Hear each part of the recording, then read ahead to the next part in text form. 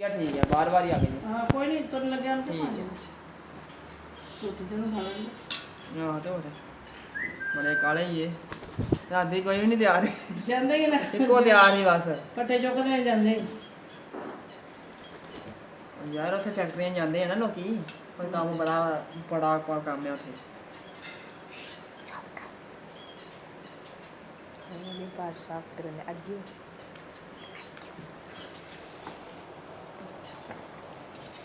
ਮੈਂ ਇਹਨੂੰ ਬਾਹਰ ਖੋਲ ਦੇ ਬਾਹਰ ਹੀ ਫਲਾਵਰ ਬਣਾਤਾ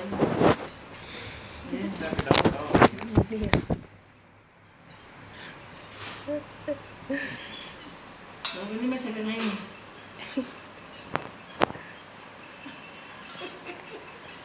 ਉਹਦਾ ਸਾਰਾ ਵੀ ਸਾਫ ਕਰਦਾ ਇਹ ਤਾਂ ਨਾ ਉਹਨੇ ਅਪਲੋਡ ਕਰ ਦਾਂਗੇ बोलो ना हाँ फिर भी